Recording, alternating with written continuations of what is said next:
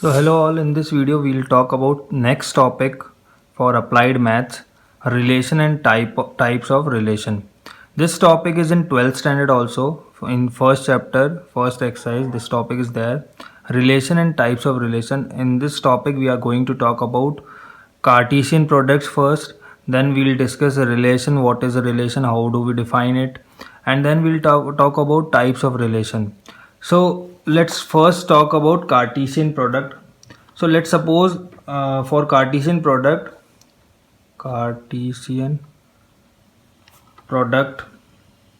this is necessary to know before starting this relation and types of relation. So let's suppose there are two sets A having elements 1, 2, 3, 4, and B is another set with elements let's say 5, 6, 7, 8.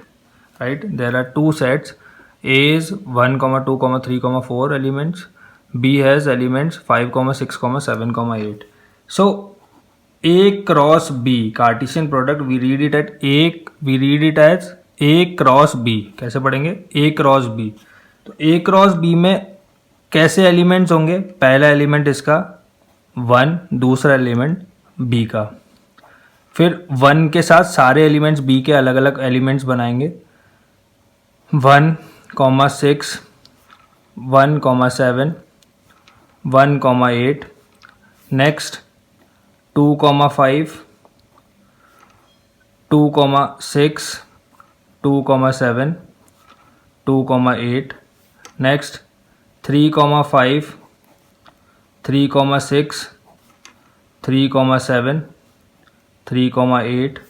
Next 4, 5, 4, 6, 4, 7, 4, 8. So we call them ordered pair. इनको हम ordered pair क्यों कहते हैं? क्योंकि हम देखें इसके अंदर तो सबसे पहले हमारे पास है A सेट के element and then we have B sets element, तो इसलिए इनको हम क्या कहते हैं? ऑर्डर्ड पेयर, क्योंकि हमने इसको ऑर्डर में लिखा हुआ है. पहले A सेट के एलिमेंट लिखे, फिर B सेट का एलिमेंट, फिर A सेट का एलिमेंट, फिर B सेट का एलिमेंट. तो इस तरह से इन सारे जो एलिमेंट्स होते हैं इनको हम बोलते हैं ordered pair of A cross B. अब हम बात करते हैं, ये हमने एलिमेंट्स इस तरह से हमने कार्टेशियन प्रोडक्ट डिफाइन किया, इस तरह से कार्टेशियन प्रोडक्ट निकाला. अब नेक्स्ट हम बात करते हैं रिलेशन के बारे में. तो रिलेशन, इन्हीं की हेल्प से हम लोग रिलेशन के बारे में स्टडी करेंगे. तो relation from A to B, A से B का क्या रिलेशन होगा उसको हम किस तरह से डिफाइन करते हैं, इसको हम बोलते हैं, इसको लिखते हैं ARB भी लिखते हैं. ARB means A related to B, A relation with B. So इसको हम डिफाइन करते हैं is a subset of A cross B, is a subset of A cross B taken in some manner. किसी भी manner में हम इसको ले सकते हैं. पर क्या चीज़ है? रिलेशन A टू B का रिलेशन क्या होगा? एक सबसेट होगा A क्रॉस B का. अब चाहे उसमें कितने भी एलिमेंट्स हो, पर एक रिलेशन क्या है कि ये सबसेट होगा A क्रॉस B का. अब किसी भी ऑर्डर में लें, इसको हम कैसे डिफाइन करते हैं mathematically? R is a relation A, B where A and B are, एक एग्जाम्पल से बात कर लेते हैं, where A and B are both even such that A belongs to A and B belongs to B. एक हमने relation define किया दोनों सेट्स के बीच में. क्या रिलेशन है कि A, B एक रिलेशन है जिसमें A और B दोनों क्या है? इवन नंबर है, और जिसमें A बिलोंग करता है A को, A सेट A को, और जो स्मॉल b है वो बिलोंग करता है सेट B को. तो इसको हम मैथमेटिकली लिखें, इस सेट को इसमें रोस्टर फॉर्म में लिखें, तो what will be the elements? तो यहाँ से इवन नंबर होने चाहिए दोनों में इवन नंबर होने चाहिए. तो कौन कौन से एलिमेंट्स हो गए? I am highlighting the elements even वाले. एक तो ये होगा, एक ये, next is this one and this one. So only 4 elements will be there. So let's write it. 2, 6, 2, 8, 4,6, 4,8। तो रिलेशन क्या हुआ, इवन नंबर्स चाहिए थे हमको दोनों सेट से, तो दोनों में इवन होने चाहिए। तो ये इन सब में से ये क्या निकाला हमने, एक रिलेशन निकाला। तो ये क्या है, एक सबसेट है इसका, क्योंकि ये वाले एलिमेंट्स इसमें भी अवेलेबल है। तो हम कह सकते हैं R is a subset of A cross B. तो ये रिलेशन है। एक और एग्जाम्पल ले लेते हैं। ये तो हमने फर्स्ट एग्जाम्पल लिया, सेकेंड एग्जाम्पल ले लेते हैं। R is a relation such that A and B are both odd. A और बी दोनों क्या ले लिया हमने, odd. For all A belongs to A and small B belongs to B. तो हमने अब की बार क्या लिए, ऑड लिए। तो ऑड कौन कौन से होंगे, दोनों में ऑड चाहिए हमको। तो ऑड वाले एलिमेंट्स कौन से होंगे, इसको अगर हम रोस्टर फॉर्म में लिखें तो क्या होगा, 1,5, 1,7, 3,5, 3,7। तो ये सारे क्या है, रोस्टर फॉर्म में एक रिलेशन आ गया हमारा। कौन सा रिलेशन, किस तरह से डिफाइन किया था, A and B are both odd. तो दोनों इसमें से हमने केवल ऑड वाले एलिमेंट्स को बाहर निकाल लिए। तो I hope relation is clear to you. Now we'll talk about number of elements. अब कितने सबसेट्स हम बना सकते हैं इससे। तो जब हमने सेट्स चैप्टर पढ़ा था तो हमने बात करी थी नंबर ऑफ एलिमेंट्स। अगर हम डिफाइन करें तो नंबर ऑफ, मान लेते हैं number of elements in A set है हमारे पास p, और number of elements in B set we have q, small q। तो टोटल नंबर ऑफ रिलेशन हम कितने बना सकते हैं, टोटल नंबर ऑफ रिलेशन वो कितना होगा, 2⁻³ p मल्टीप्लाई बाय q। मतलब कि यहाँ पे अगर हम इस वाले एग्जाम्पल से बात करें तो यहाँ पे हमारे पास कितने एलिमेंट्स है, ए में 4। तो मतलब p की वैल्यू कितनी है 4, b की वैल्यू q की वैल्यू भी 4। तो मतलब p और q 4 4 है। तो टोटल हम कितने रिलेशन बना सकते हैं a क्रॉस b के, total number of relation in this example कितना होगा, 2, 4 मल्टीप्लाई 4। तो मतलब 2⁻16 रिलेशन हम लोग डिफाइन कर सकते हैं। तो 16 रिलेशन बनाना यहाँ पे is practically not possible for me. तो हम लोग देख सकते हैं कि कितने तरह के हम रिलेशन बना सकते हैं ए क्रॉस बी से। सो नेक्स्ट हम बात करते हैं टाइप्स ऑफ रिलेशंस के बारे में। अब I hope relation is clear to you all. किसी को अगर नहीं समझ आया हो तो just pause the video and just watch it again. So types of relation बहुत इजी है, बहुत, बस ध्यान से आप लोगों को देखना है, बस ध्यान से देखो समझो, बहुत अच्छे से हम लोग इसको करने वाले हैं। Types of relation. अब फर्स्ट जैसे मान लेते हैं हम लोग कोई, हमने एक रिलेशन कंसिडर किया सेट ए के अंदर। So let R be a relation, कोई सा भी एक रिलेशन मान लिया हमने R. Let R be a relation in set A set के अंदर हम एक रिलेशन मान लिया R, such that R is a subset of A cross A. मतलब एक सेट माना ए, उसमें ए क्रॉस ए का एक सबसेट है, एक रिलेशन आर मान लिया। तो उसको हम किस तरह से लिखेंगे, ऑन ए आर ए, इसको ऐसे लिखेंगे ए रिलेटेड टू ए। अब मान लेते हैं ए हैज़ एलिमेंट्स 1, 2, 3, 4।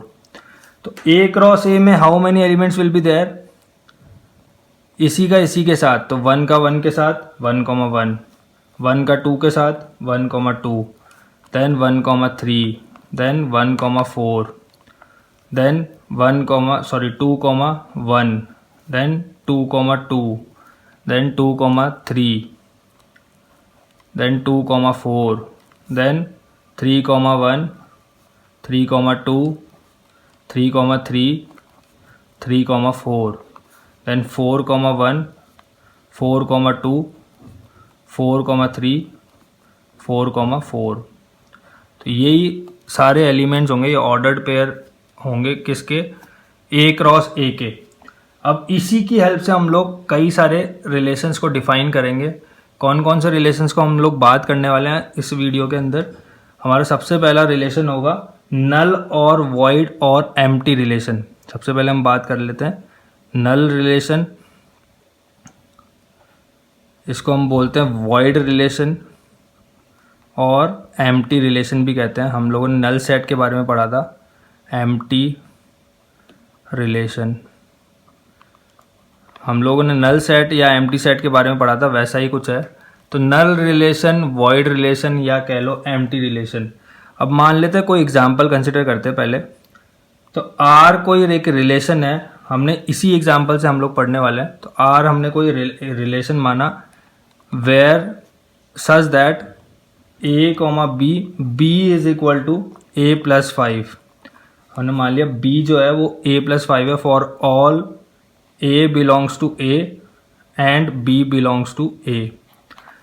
कोई दो नंबर माने ए और बी इस तरह के कि बी जो होगा वो ए प्लस 5 होगा। अब क्या ऐसे दो एलिमेंट्स अवेलेबल हैं हमारे पास? अगर हमने ए की वैल्यू 1 ले लेते हैं तो बी क्या होना चाहिए? 1 प्लस 5 6 होना चाहिए। तो 1,6 तो है ही नहीं यहाँ पे कहीं पे। तो जब 1 के साथ ही नहीं है तो 2 के साथ भी नहीं होगा। 2 ले लेंगे तो 7 होना चाहिए, 7 है ही नहीं। तो इसका मतलब ये सेट क्या है, ये रिलेशन क्या है? एम्प्टी रिलेशन है, वॉइड रिलेशन है, इसमें कोई वैल्यू नहीं आएगी। तो इसको हम क्या बोलते हैं? नल रिलेशन, वॉइड रिलेशन या फिर एम्प्टी रिलेशन, जिसमें कोई वैल्यू हम लोग कंसिडर नहीं कर सकते। देखो ना, b is equal to A plus 5 है। अब a की वैल्यू कुछ भी ले लो इन चारों में से, प्लस 5 मतलब जैसे 4 ले लिए तो 4 प्लस 5 कितना हो गया? 9। तो 9 है क्या हमारे पास? इसे b की वैल्यू 9 है क्या कहीं पे? नहीं है, तो नॉट पॉसिबल। नेक्स्ट रिलेशन आता है हमारे पास यूनिवर्सल रिलेशन। सेकंड जो रिलेशन हम लोग पढ़ने वाले हैं वो कौन सा है? Universal relation. Universal relation, universal relation वही एग्जैक्टली यूनिवर्सल सेट की, जैसे हमने पहले वाले वीडियोस में बात करी थी यूनिवर्सल सेट, वैसे universal relation if each element of set is related to every element of set B, each element of set A is related to every element of set B। Same सारे element set A के B set के सारे elements के साथ related हैं अगर, तो हम उसको क्या बोलेंगे? Universal relation. जैसे कि हम मान लेते हैं एक example, R is a relation in A and B such that modulus of A minus B, modulus means we cannot take out a minus sign, negative sign from it, negative sign बाहर नहीं आएगा। तो modulus of A minus B is always greater than equal to 0 for all A belonging to set A and B belonging to set A। मतलब कि ए cross B का modulus हमेशा 0 से बड़ा होगा, चाहे कोई सा भी सेट ए से ए की वैल्यू ले लो और बी की वैल्यू ले लो सेट ए से।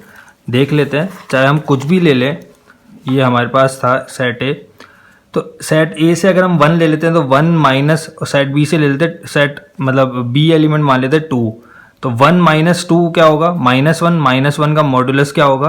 +1। तो +1 हमेशा क्या है? ग्रेटर देन इक्वल टू 0 है। तो हम यहाँ से चाहे से कोई सा भी एलिमेंट ले लें, मॉड्यूलस की वैल्यू हमेशा क्या होगी? ग्रेटर देन होगी 0 से या फिर इक्वल होगी 0 से, अगर हम सेम एलिमेंट्स कंसिडर कर रहे हैं तो। तो इसका मतलब क्या है कि ये यूनिवर्सल सेट मतलब क्या है कि हमेशा हर वैल्यू के लिए ट्रू है। ये हर वैल्यू के लिए ए सेट की ये रिलेशन जो है वो सेटिस्फाई करेगा, ये ट्रू है। तो इसका मतलब ये क्या है? यूनिवर्सल रिलेशन है। हमेशा चेक कर लो ना, चाहे हम यहाँ से 3 ले लेते हैं और बी की वैल्यू 2 ले लेते हैं, तो 3 - 2 कितना होता है? 1 होता है। 1 ग्रेटर देन इक्वल टू 0 है। नेगेटिव वैल्यू भी आ रही है तो वो मॉड्यूलस के बाहर क्या हो जाएगी? पॉजिटिव हो जाएगी। तो वो हमेशा ग्रेटर देन या फिर इक्वल टू 0 रहेगा। तो इस तरह से हमने बात करी किसकी? यूनिवर्सल रिलेशन की। थर्ड जो हमारे पास रिलेशन आता है, थर्ड रिलेशन हमारे पास है, उसको हम बोलते हैं आइडेंटिटी रिलेशन। कौन सा? Identity relation. Identity relation. अब आइडेंटिटी रिलेशन क्या है? बहुत इजी है, ध्यान से सुनना। आइडेंटिटी रिलेशन में हमारे पास क्या है? अगर हमने मान लिया आइडेंटिटी रिलेशन के अंदर क्या होता है? Elements gives image of itself. Her element जो होगा वो खुद की इमेज देगा। Element gives image of itself मतलब कि क्या होगा? हर एलिमेंट जो होगा वो खुद की इमेज देगा। जैसे कि हमने कोई रिलेशन की बात करी, आर कोई रिलेशन है, उसमें A comma A such that A belongs to R. तो ये रिलेशन क्या होगा, ये आइडेंटिटी रिलेशन होगा। कैसे हम लोग देख लेते हैं। जैसे इस रिलेशन के थ्रू हमने मान लिया कोई एग्जांपल है, आर एक रिलेशन है, उसमें 1,1 एंड 2,2 दो एलिमेंट्स हैं। तो 1,1 मीन्स अगर हम 1 ले रहे हैं तो 1 खुद की इमेज दे रहा है 1,1। 2 एलिमेंट लिया तो 2 के साथ 2 की इमेज है। तो ऐसे रिलेशन को हम क्या बोलेंगे, आइडेंटिटी रिलेशन। 1 लिया तो 1 की इमेज है 1,1, एग्जैक्टली सेम इमेज है। 2 अगर हम एलिमेंट है यहाँ पे तो 2 की इमेज है 2,2। तो ऐसे रिलेशंस को हम क्या बोलेंगे, आइडेंटिटी रिलेशन। बहुत ईजी है, बहुत क्लियर है। अब देखो नेक्स्ट जो रिलेशन आता है हमारे पास वो होता है फोर्थ रिलेशन, बहुत इंपॉर्टेंट है, रिफ्लेक्सिव रिलेशन। रिफ्लेक्सिव रिलेशन, ये जो अब आने वाले 3 रिलेशंस की हम बात करेंगे ये बहुत इंपॉर्टेंट है, इसको ध्यान से देखना और समझने की कोशिश करना। रिफ्लेक्सिव रिलेशन, अब रिफ्लेक्सिव रिलेशन क्या होता है, इस रिलेशन के अंदर, in this relation we take doublets of all elements of set A. जितने भी सेट ए के एलिमेंट्स हैं उन सब के हमको क्या चाहिए, यहाँ पे डबलेट्स चाहिए। डबलेट्स जैसे कि रिफ्लेक्सिव रिलेशन के अंदर हम लोग क्या करते हैं, जैसे मान लो आर हमने कोई सेट कंसीडर किया तो इसको कैसे डिफाइन करेंगे mathematically, A comma A such that for every A belongs to A, set A हर एक बिलोंग करेगा किससे, ए, सेट ए से। तो ए कॉमा ए सारे एलिमेंट्स के लिए होना चाहिए। जैसे कि अगर हम इसको बात करें यहाँ पे आर हमने कोई सेट माना तो इसमें एलिमेंट्स है 1,1, 2,2, 3,3। तो ये सारे एलिमेंट्स ए कॉमा ए की फॉर्म में। तो क्या ये रिफ्लेक्सिव है, क्या हम इसको रिफ्लेक्सिव बोलेंगे? नो, ये रिफ्लेक्सिव नहीं है। क्यों? क्योंकि हमने कहा एवरी एलिमेंट्स होने चाहिए, हर एलिमेंट होना चाहिए, every element should be there. So every means यहाँ पे 4 भी था हमारे पास, तो 4 का तो कुछ आया ही नहीं यहाँ पे, तो इसका मतलब ये रिफ्लेक्सिव नहीं होगा। हाँ, ये आइडेंटिटी हम इसको कह सकते हैं क्योंकि इसमें हर एलिमेंट की खुद की एक इमेज है, तो इसलिए हम इसको कहेंगे आइडेंटिटी रिलेशन, पर ये रिफ्लेक्सिव रिलेशन नहीं है। नेक्स्ट एग्जाम्पल और ले लेते हैं। आर कोई रिलेशन है, अब आर जो रिलेशन है वो है 1,1, 2,2, 3,3, 4,4। तो क्या ये रिफ्लेक्सिव है? हाँ, रिफ्लेक्सिव है। क्यों? क्योंकि सारे एलिमेंट सेट ए के उसकी जो ये ए कॉमा ए को सेटिस्फाई कर रहे हैं, हर एलिमेंट का डबलेट हमारे पास अवेलेबल है इस सेट में। डबलेट मतलब सेम कॉपी। तो 1,1 है, 1 का डबलेट 1 है, वो अवेलेबल है। 2 का डबलेट 2,2 अवेलेबल है, 3,3 अवेलेबल है, 4,4 अवेलेबल है। तो मतलब सारे एलिमेंट्स का डबलेट अवेलेबल है। तो आंख बंद करके हम इसको क्या बोलेंगे, हाँ ये रिफ्लेक्सिव है। इसी के अंदर एक और एग्जाम्पल की बात करता हूँ, थोड़ा ध्यान से देखना। आर कोई रिलेशन है, मान लेते हैं 1,1, 2,2, 3,3, 4,4 और एक और एलिमेंट मान लेते हैं 1,2। अब क्या ये रिफ्लेक्सिव है? जी हाँ, बिल्कुल रिफ्लेक्सिव है। क्यों रिफ्लेक्सिव है? क्योंकि हमको तो सारे एलिमेंट से मतलब है, सारे एलिमेंट्स का डबलेट है क्या यहाँ पे? बिल्कुल है, 1,1 है, 2,2 है, 3,3, 4,4। तो सारे एलिमेंट्स का डबलेट है हमारे पास, बाकी कुछ भी हो उससे हमको मतलब नहीं है। ये होने नहीं होने से हमको कोई फर्क नहीं पड़ता। ये भी क्या होगा, रिफ्लेक्सिव होगा। ये भी क्या है, रिफ्लेक्सिव है। तो कहने का मतलब क्या है कि जितने भी रिफ्लेक्सिव रिलेशन होंगे क्या वो आइडेंटिटी रिलेशन होंगे? ये इसका कॉन्ट्रडिक्शन है। यहाँ पे ये क्या है, ये रिलेशन रिफ्लेक्सिव तो है पर ये आइडेंटिटी रिलेशन नहीं है। ये रिलेशन रिफ्लेक्सिव भी है और आइडेंटिटी रिलेशन भी है। ये वाला आइडेंटिटी रिलेशन है पर रिफ्लेक्सिव नहीं है। तो समझे, बात को समझने की कोशिश करो कि जितने भी एलिमेंट्स होंगे सेट ए के उसका डबलेट हमारे पास अवेलेबल होना चाहिए इस रिलेशन के अंदर। उसके अलावा कुछ भी हो उससे हमको मतलब नहीं होना चाहिए, पर जितने एलिमेंट्स हैं उन सबका डबलेट होना ज़रूरी है। तो वो रिलेशन क्या होगा, रिफ्लेक्सिव रिलेशन। आई बात समझ में? Now next relation is symmetric relation. Symmetric relation क्या होता है? अगर कोई रिलेशन है A1, A2 belongs to R, अगर कोई एलिमेंट है A1, A2 belongs to R, then for it to be symmetric A2, A1 should also belongs to R for all A1 and A2 belonging to A। मतलब क्या है, अगर A1 A2 R को belong करता है, relation को belong करता है, कोई भी एलिमेंट है A1 A2, तो A2 A1 भी उस रिलेशन में होना चाहिए सिमेट्रिक होने के लिए। बहुत क्लियर कट और बहुत सिंपल तरीके से A2 A1 भी उस रिलेशन में हमारे पास प्रेजेंट होना चाहिए, उस रिलेशन में होना चाहिए। फॉर एग्जांपल हम लोग बात करते हैं एक एग्जांपल की, जैसे 1 2 है। अब रिलेशन है 1 2 2 3 1 1, तो 1 2 इज देयर, तो डू वी हैव 2 1 हेयर? हमारे पास 2 1 है क्या? अब 2 1 नहीं है सिंपली, तो हम क्या कह सकते हैं कि ये सिमेट्रिक नहीं है, आगे बढ़ने की ज़रूरत ही नहीं है। अगर 2 1 होता तो हम आगे देखते, पर 1 2 है, 2 1 है क्या? नहीं है, तो ख़त्म बात। इस रिलेशन में देखते हैं 1 2 है, 2 1 भी है, बिल्कुल है। 1 1 है तो 1 1 इसी का सिमेट्रिक A2 A1 भी क्या होगा? 1 1, तो वो एक ही एलिमेंट है मान लिए। 2 2 है तो 2 2 इसी का हो गया सिमेट्रिक। 3 3 भी है तो 3 3 भी है, तो मतलब ये वाला क्या है? सिमेट्रिक है। जी हाँ, बिल्कुल सिमेट्रिक है। Yes, it is symmetric. Next देखें, 1 2 है, क्या हमारे पास 2 1 है इसमें? हाँ बिल्कुल है, 2 1। 2 3 है, क्या हमारे पास 3 2 है? 3 2 है क्या कहीं पे? नहीं है, तो मतलब बात ही खत्म हो गई यहीं पे, ये सिमेट्रिक नहीं है। No, it is not symmetric. Next 1 1 है, 2 2 है, बिल्कुल 1 1 का 1 1 भी होता है, 2 2 का 2 2 भी होता है, 3 3 का 3 3 है, 4 4 का 4 4 है।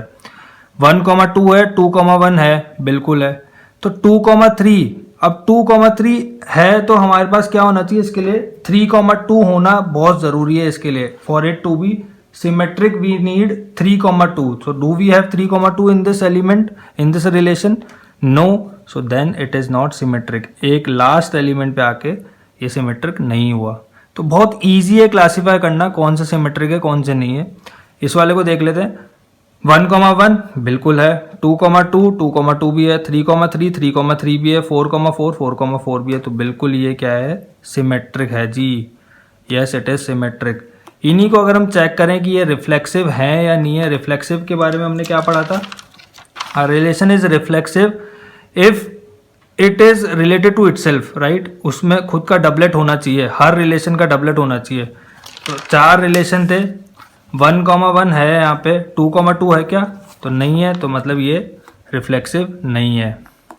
नेक्स्ट 1 1 है, 2 2 है, 3 3 है, 4 4 है क्या? नहीं है, मतलब ये भी रिफ्लेक्सिव नहीं है।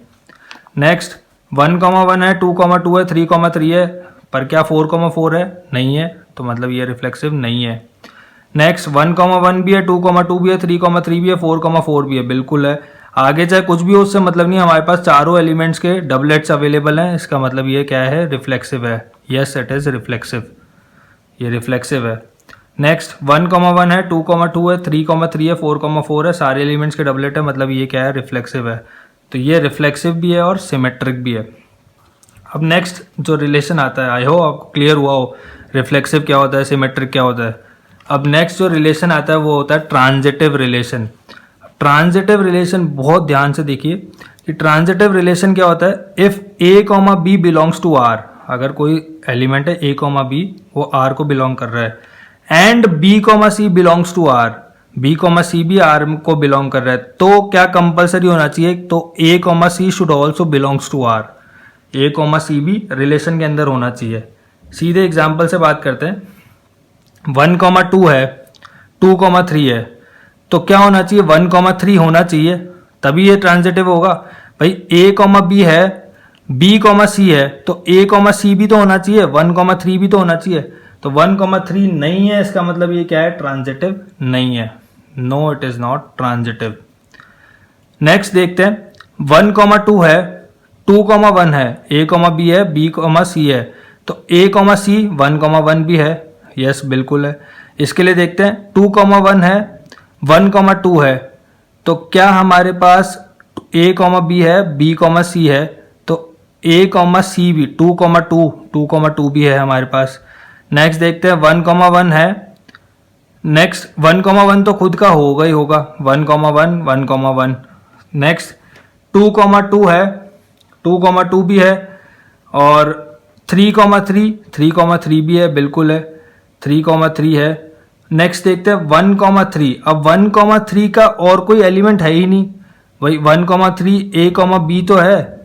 अब अगर हम इसको देखें 3,3 है तो 3,3 है, 1,3 है तो 3,3 भी हुआ ना, a, b, b, c, तो a, c भी तो अवेलेबल है हमारे पास, 3,3 अवेलेबल है।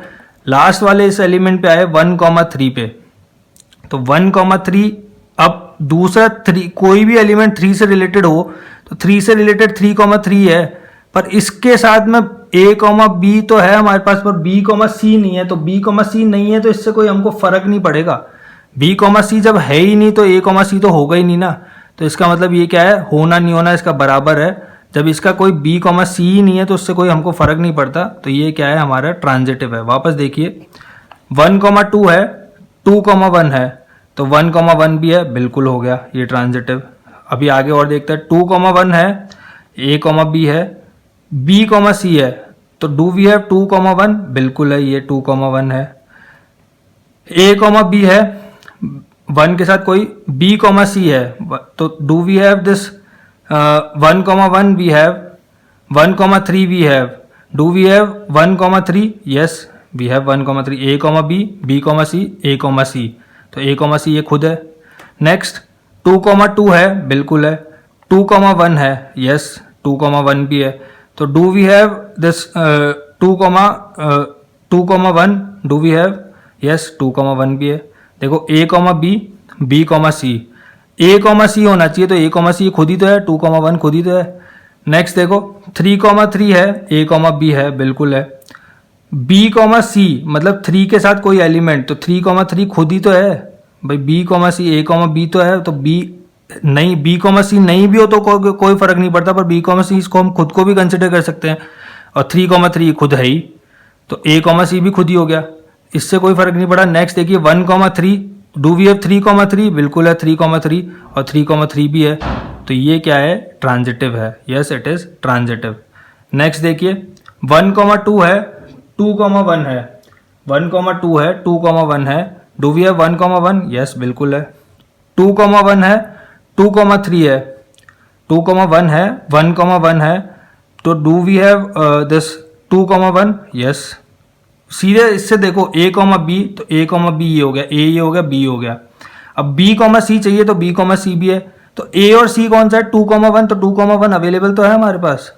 नेक्स्ट देखिए 2,3 है, 3, कुछ है क्या हमारे पास, 3,3 है, तो यस 2,3 भी है, a, b, b, c, तो a, c भी ये खुद ही है ना। नेक्स्ट देखिए 1,1, do we have 1,2, yes 1,2 we have, then again 1,2 is itself transitive. तीनों एलिमेंट्स हो रहे हैं, a, b भी हो रहा है, b, c भी हो रहा है, a, c खुद हो रहा है, रिपीट करने की जरूरत तो होती नहीं है ना रोस्टर फॉर्म में। नेक्स्ट 2,2, 2,3, तो do we have this 2,3, yes we have 2,3 here भाई, a, b, b, c, तो a, c भी खुद है ना। Next 3,3, so do we have any other element, 3 नहीं है तो कोई फर्क नहीं पड़ता, क्योंकि b, c है ही नहीं हमारे पास, तो b, c नहीं होगा तो a, c भी नहीं होगा। अगर a, b और b, c दोनों है तो a, c का होना जरूरी है, तो इसलिए ये क्या हो गया, ट्रांजिटिव हो गया। नेक्स्ट वी हैव 1,1, बिल्कुल 1,1, do we have any 1,2 we have, do we have 1,2, yes 1,2 it's itself, a, b, b, c, तो a, c ये खुद है। Next 2,2, do we have any element with 2, yes 2,1, तो डू वी हैव 2,1, यस ये खुद है, a, b, b, c, a, c ये खुद है। Next 3,3, so 3, do we have any element starting with 3, no, तो नहीं है तो कोई फर्क ही नहीं पड़ा उससे हमको। 4,4, क्या कोई ऐसा एलिमेंट है जो 4 से स्टार्ट हो रहा है, नहीं है तो कोई फर्क नहीं पड़ा। जब b, c है ही नहीं तो आगे देखेंगे ही नहीं ना, a, c तो होगा ही नहीं, हो नहीं उससे कोई फर्क नहीं पड़ता। पर a, b है और b, c है तो a, c का होना जरूरी है। नेक्स्ट देखते हैं 1,2, do we have 2 any element with 2, yes 2,1 we have, तो do we have 1,1, 1,1, yes we have here. 1,2, 2,2, so do we have 1,2, yes 1,2 ये खुद है।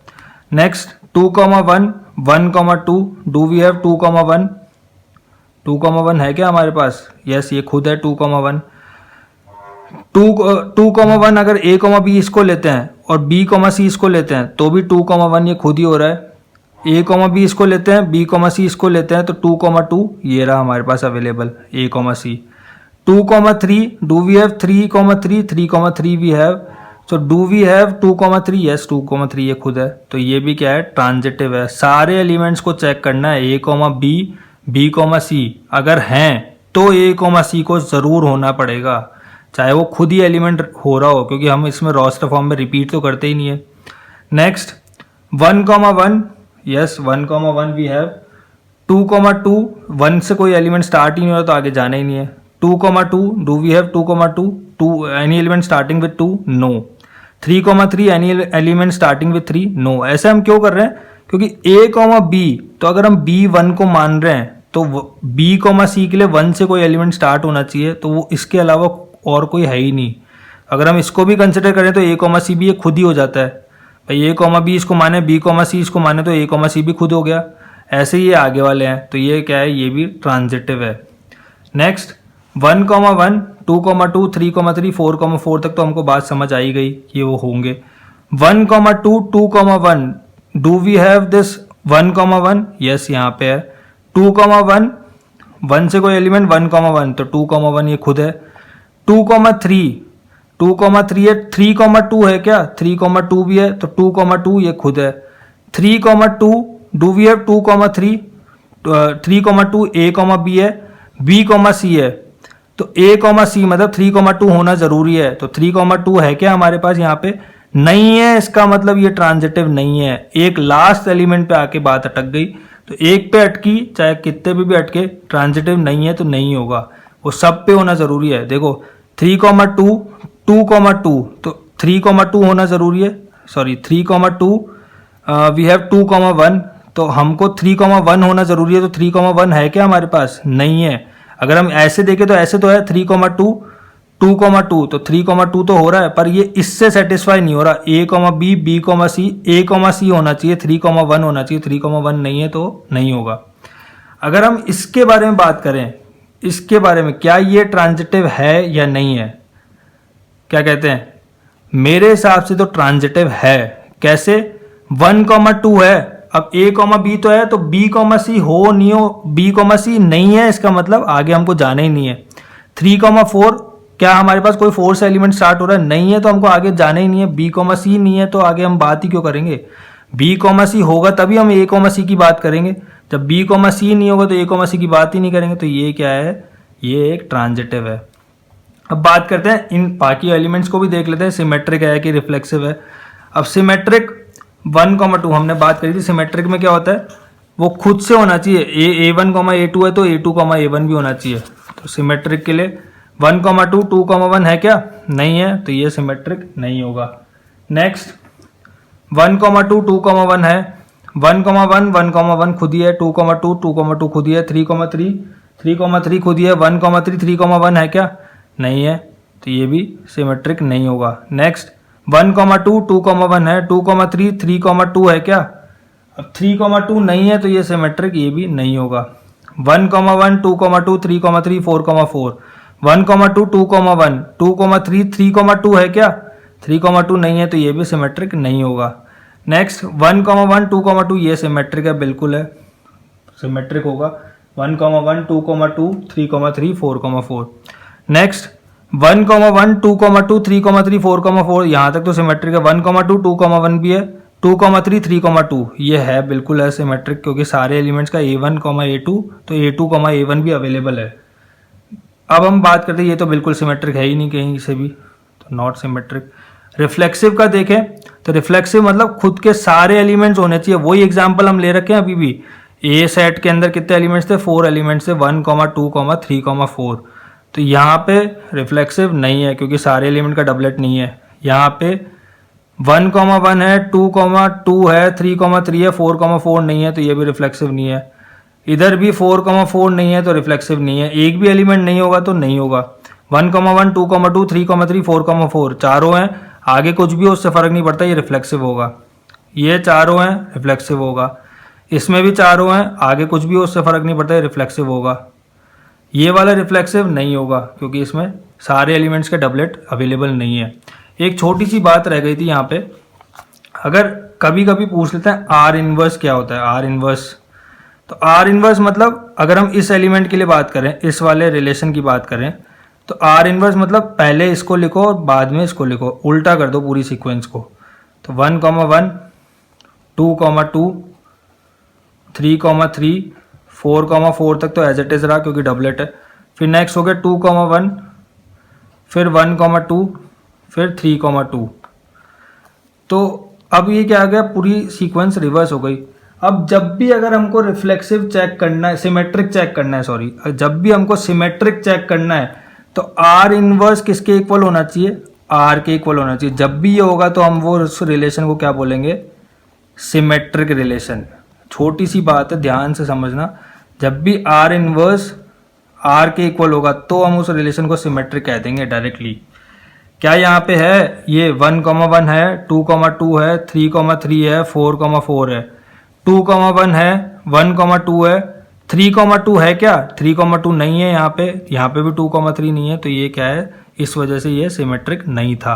तो एक लास्ट टॉपिक बचता है छोटा सा, इक्विवेलेंस रिलेशन। तो वो रिलेशन इक्विवेलेंस कब होता है, जब वो रिलेशन तीनों को सेटिस्फाई करे, मतलब वो रिलेशन रिफ्लेक्सिव भी हो, सिमेट्रिक भी हो एंड ट्रांजिटिव भी हो, तब उस रिलेशन को हम क्या बोलेंगे, इक्विवेलेंस रिलेशन।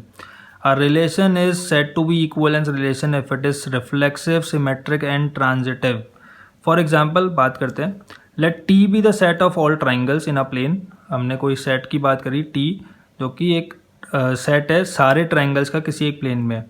एक रिलेशन डिफाइन किया R T1, T2 such that T1 is congruent to T2.